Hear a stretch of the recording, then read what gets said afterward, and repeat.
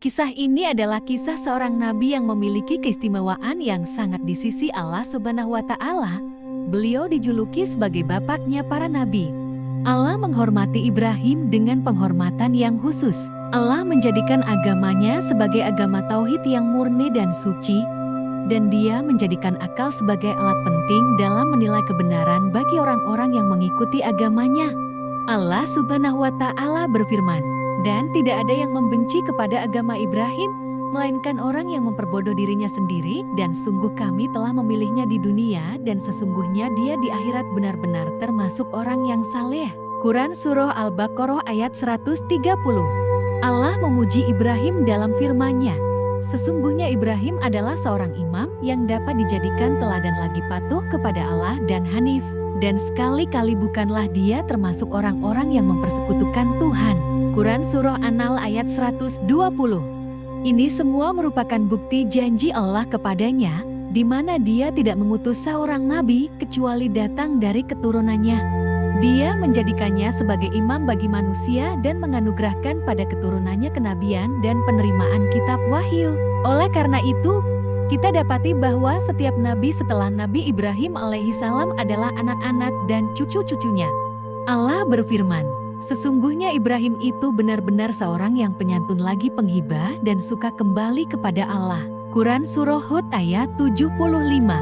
Serta pada surah lain, yaitu kesejahteraan dilimpahkan atas Ibrahim. Quran Surah As-Saffat ayat 109. Allah mengangkat Nabi Ibrahim sebagai kekasihnya, dan Allah mengambil Ibrahim menjadi kesayangannya. Quran Surah An-Nisa ayat 125. Al-Quran Al-Karim tidak menceritakan tentang proses kelahirannya dan masa kecilnya. Kita mengetahui bahwa di masa Nabi Ibrahim manusia terbagi menjadi 3 kelompok. Kelompok pertama menyembah patung-patung yang terbuat dari kayu dan batu. Kelompok kedua menyembah bintang dan bulan, dan kelompok ketiga menyembah raja-raja atau penguasa. Dalam suasana yang demikianlah Nabi Ibrahim dilahirkan. Ia dilahirkan dari keluarga yang mempunyai keahlian membuat patung atau berhala. Disebutkan bahwa ayahnya meninggal sebelum ia dilahirkan, kemudian ia diasuh oleh pamannya, di mana pamannya itu menduduki kedudukan ayahnya. Nabi Ibrahim pun memanggil dengan sebutan-sebutan yang biasa ditujukan kepada seorang ayah. Ada yang mengatakan bahwa ayahnya tidak meninggal dan Azar adalah benar-benar ayahnya. Ada pendapat lain yang mengatakan bahwa Azar adalah nama salah satu patung yang cukup terkenal yang dibuat oleh ayahnya. Alhasil, Ibrahim berasal dari keluarga semacam ini. Kepala keluarga Ibrahim adalah salah seorang seniman yang terbiasa memahat patung-patung, sehingga profesi si ayah mendapatkan kedudukan istimewa di tengah-tengah kaumnya. Keluarga Nabi Ibrahim sangat dihormati. Dalam bahasa kita saat ini bisa saja ia disebut dengan keluarga aristokrat. Dari keluarga semacam ini lahir seorang anak yang mampu menentang penyimpangan dari keluarganya sendiri dan menentang sistem masyarakat yang rusak, serta melawan berbagai macam ramalan para dukun, dan menentang penyembahan berhala dan bintang, serta segala bentuk kesyirikan. Kisah Nabi Ibrahim dimulai dari sejak masa kecilnya. Nabi Ibrahim adalah seseorang yang akalnya cemerlang sejak beliau berusia muda.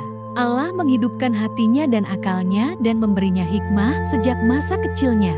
Nabi Ibrahim mengetahui saat beliau masih kecil bahwa ayahnya seseorang yang membuat patung-patung yang unik. Pada suatu hari, ia bertanya terhadap ciptaan ayahnya.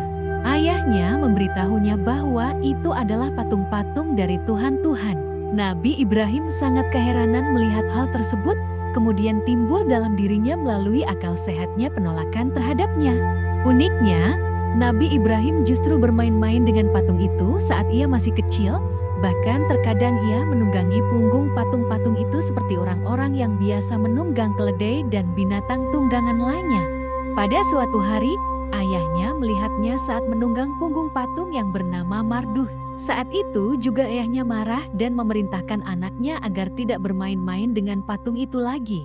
Ibrahim bertanya, "Patung apakah ini wahai ayahku?" Kedua telinganya besar, lebih besar dari telinga kita. Ayahnya menjawab, "Itu adalah Marduh, Tuhan para Tuhan wahai anakku." Dan kedua telinga yang besar itu sebagai simbol dari kecerdasan yang luar biasa. Ibrahim tampak tertawa dalam dirinya, padahal saat itu beliau baru menginjak usia 7 tahun. Suatu hari, Ibrahim bertanya kepada ayahnya, "Siapa yang menciptakan manusia, wahai ayahku?" Si ayah menjawab, "Manusia, karena akulah yang membuatmu dan ayahku yang membuat aku." "Tidak demikian, wahai ayahku, karena aku pernah mendengar seseorang yang sudah tua yang berkata, 'Wahai Tuhanku, mengapa engkau tidak memberi aku anak?' Si ayah berkata, 'Benar wahai anakku, Allah yang membantu manusia untuk membuat manusia, namun Dia tidak meletakkan tangannya di dalamnya. Oleh karena itu, manusia harus menunjukkan kerendahan di hadapan Tuhannya dan memberikan kurban untuknya." Kemudian Ibrahim bertanya lagi, "Berapa banyak Tuhan-Tuhan itu, wahai ayahku?" Si ayah menjawab, "Tidak ada jumlahnya, wahai anakku." Ibrahim berkata, "Apa yang aku lakukan, wahai ayahku, jika aku mengabdi pada satu Tuhan, lalu Tuhan yang lain membenciku karena aku tidak mengabdi padanya? Bagaimana terjadi persaingan dan pertentangan di antara Tuhan? Bagaimana seandainya Tuhan yang membenciku itu membunuh Tuhanku? Boleh jadi ia membunuhku juga." Si ayah menjawab dengan tertawa, "Kamu tidak perlu takut, wahai anakku, karena tidak ada permusuhan di antara sesama Tuhan. Di dalam tempat penyembahan yang besar terdapat ribuan Tuhan dan sampai sekarang telah berlangsung 70 tahun. Meskipun demikian, belum pernah kita mendengar satu Tuhan memukul Tuhan yang lain." Ibrahim berkata, "Kalau begitu terdapat suasana harmonis dan kedamaian di antara mereka." Si ayah menjawab, "Benar." Ibrahim bertanya lagi, "Dari apa Tuhan-Tuhan itu diciptakan?" Orang tua itu menjawab, "Ini dari kayu-kayu pelepah kurma, itu dari zaitun, dan berhala kecil itu dari gading. Lihatlah alangkah indahnya, hanya saja ia tidak memiliki nafas." Ibrahim berkata, "Jika para Tuhan tidak memiliki nafas, maka bagaimana mereka dapat memberikan nafas? Bila mereka tidak memiliki kehidupan, bagaimana mereka memberikan kehidupan? Wahai ayahku, pasti mereka bukan Allah."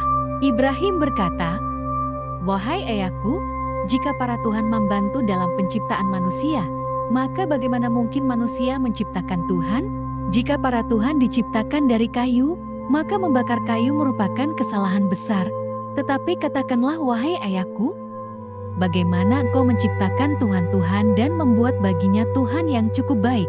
Namun bagaimana Tuhan-Tuhan membantumu untuk membuat anak-anak yang cukup banyak sehingga engkau menjadi orang yang paling kuat di dunia?" Sejak usia anak-anak, hati Ibrahim menanam rasa benci terhadap patung-patung yang dibuat oleh ayahnya sendiri.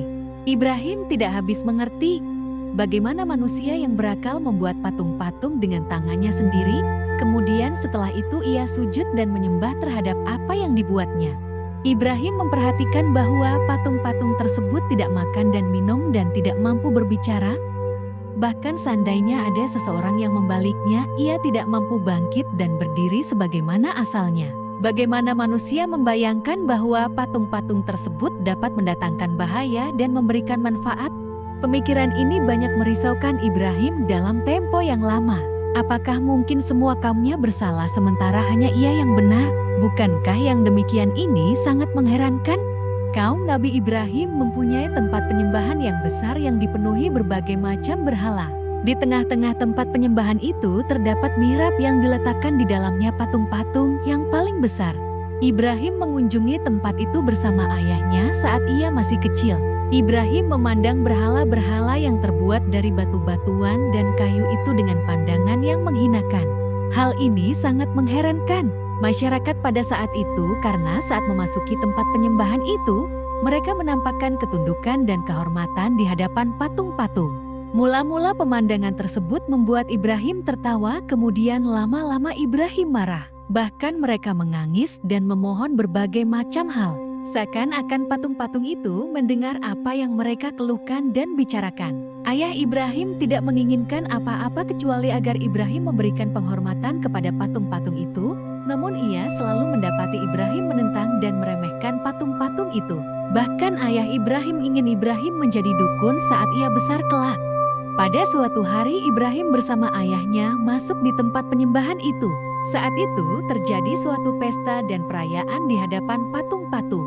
Dan di tengah-tengah perayaan tersebut terdapat seorang tokoh dukun yang memberikan pengarahan tentang kehebatan Tuhan berhala yang paling besar. Dengan suara yang penuh penghayatan, dukun itu memohon kepada patung agar menyayangi kaumnya dan memberi mereka rezeki. Lalu Ibrahim kecil berkata dengan suara lantang kepada dukun itu, "Hai tukang dukun, ia tidak akan pernah mendengarmu. Apakah engkau meyakini bahwa ia mendengar?" Seketika orang-orang kaget. Mereka mencari dari mana asal suara itu. Ternyata mereka mendapati bahwa suara itu suara Ibrahim. Tiba-tiba keheningan saat itu dipecah oleh suara Ibrahim yang ditujukan kepada tokoh dukun itu. Lalu tokoh dukun itu mulai menampakkan kecemasan dan kemarahannya. Tiba-tiba si ayah berusaha menenangkan keadaan dan mengatakan bahwa anaknya sakit dan tidak mengetahui apa yang dikatakan. Lalu keduanya keluar dari tempat penyembahan itu. Si ayah menemani Ibrahim menuju tempat tidurnya dan berusaha menidurkannya dan meninggalkannya setelah itu. Beliau merasa dihadapkan pada peristiwa yang besar. Beliau menganggap mustahil bahwa patung-patung yang terbuat dari kayu-kayu dan batu-batuan itu menjadi Tuhan bagi kaumnya. Ibrahim keluar dari rumahnya menuju ke gunung. Beliau berjalan sendirian di tengah kegelapan. Beliau memilih salah satu gua di gunung, lalu beliau menyandarkan punggungnya dalam keadaan duduk termenung. Beliau memperhatikan langit. Beliau mulai bosan memandang bumi yang dipenuhi dengan suasana jahiliyah yang bersandarkan kepada berhala. Tidak lama setelah Nabi Ibrahim memperhatikan langit, kemudian beliau melihat-lihat berbagai bintang yang disembah di bumi. Saat itu, hati Nabi Ibrahim sebagai pemuda yang masih belia merasakan kesedihan yang luar biasa. Lalu beliau melihat apa yang di belakang bulan dan bintang. Hal itu sangat mengagumkannya. Mengapa manusia justru menyembah ciptaan Tuhan? Bukankah semua itu muncul dan tenggelam dengan izinnya? Nabi Ibrahim mengalami dialog internal dalam dirinya. Allah Subhanahu wa Ta'ala menceritakan keadaan ini dalam surah Al-An'am.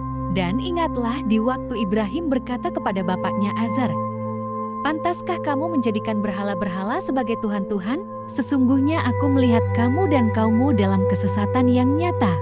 Dan demikianlah kami perlihatkan kepada Ibrahim tanda-tanda keagungan kami yang terdapat di langit dan di bumi, dan kami memperlihatkannya agar Ibrahim itu termasuk orang-orang yang yakin. Ketika malam menjadi gelap, dia melihat sebuah bintang lalu dia berkata, "Inilah Tuhanku." Tetapi tatkala bintang itu tenggelam, dia berkata, "Saya tidak suka kepada yang tenggelam." Quran Surah Al-An'am ayat 74-76. Al-Quran tidak menceritakan kepada kita peristiwa atau suasana yang dialami Ibrahim saat menyatakan sikapnya dalam hal itu. Tapi kita merasa dari konteks ayat tersebut bahwa pengumuman ini terjadi di antara kaumnya. Dan tampak bahwa kaumnya merasa puas dengan hal tersebut. Mereka mengira bahwa Ibrahim menolak penyembahan berhala dan cenderung pada penyembahan bintang. Namun di saat pagi, Nabi Ibrahim mengingatkan kaumnya dan membuat mereka terkejut di mana bintang-bintang yang diyakininya kemarin kini telah tenggelam. Ibrahim mengatakan bahwa ia tidak menyukai yang tenggelam. Allah berfirman, ketika malam telah menjadi gelap, dia melihat sebuah bintang lalu dia berkata, "Inilah Tuhanku." Quran Surah Al-An'am ayat 76. Ibrahim kembali merenung dan memberitahukan kaumnya pada malam kedua bahwa bulan adalah Tuhannya. Kaum Nabi Ibrahim tidak mengetahui atau tidak memiliki kapasitas logika yang cukup atau kecerdasan yang cukup, bahwa sebenarnya Ibrahim ingin menyadarkan dengan cara sangat lembut dan penuh cinta. Bagaimana mereka menyembah Tuhan yang terkadang tersembunyi dan terkadang muncul atau terkadang terbit dan terkadang tenggelam. Mula-mula kaum Nabi Ibrahim tidak mengetahui yang demikian itu. Pertama-tama Ibrahim menyanjung bulan tetapi ternyata bulan seperti bintang yang lain, ia pun muncul dan tenggelam. Allah berfirman. Kemudian tatkala dia melihat sebuah bulan terbit dia berkata, "Inilah Tuhanku." Tetapi setelah bulan itu terbenam dia berkata, "Sesungguhnya jika Tuhanku tidak memberi petunjuk kepadaku, pastilah aku termasuk orang-orang yang sesat." Quran Surah Al-An'am ayat 77. Sungguh, kata Ibrahim, betapa aku membayangkan apa yang terjadi padaku jika Tuhan tidak membimbingku. Nabi Ibrahim mengisyaratkan kepada mereka bahwa beliau memiliki Tuhan, bukan seperti Tuhan-Tuhan yang mereka sembah. Namun lagi-lagi mereka belum mampu menangkap isyarat Nabi Ibrahim. Beliau pun kembali menggunakan argumentasi untuk menundukkan kelompok pertama dari kaumnya, yaitu penyembah bintang. Allah berfirman, kemudian tatkala dia melihat matahari terbit, dia berkata, "Inilah Tuhanku, inilah yang lebih besar." Maka tatkala matahari itu terbenam, dia berkata, "Hai kaumku, sesungguhnya aku berlepas diri dari apa yang kamu persekutukan. Sesungguhnya aku menghadapkan diriku kepada Tuhan yang menciptakan langit dan bumi dengan cenderung kepada agama yang benar, dan aku bukanlah termasuk orang-orang yang mempersekutukan Tuhan." Quran Surah Al-An'am ayat 78-79. Ibrahim berdialog dengan penyembah matahari. Beliau memberitahukan bahwa matahari adalah Tuhannya karena dia yang terbesar. Lagi-lagi Ibrahim memainkan peran yang penting dalam rangka menggugah pikiran mereka. Para penyembah matahari tidak mengetahui bahwa mereka menyembah makhluk.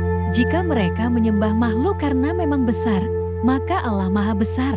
Setelah Ibrahim memberitahukan bahwa matahari adalah Tuhannya, beliau menunggu saat yang tepat sehingga matahari itu tenggelam, dan ternyata benar dia bagaikan sembahan-sembahan yang lain yang suatu saat akan tenggelam.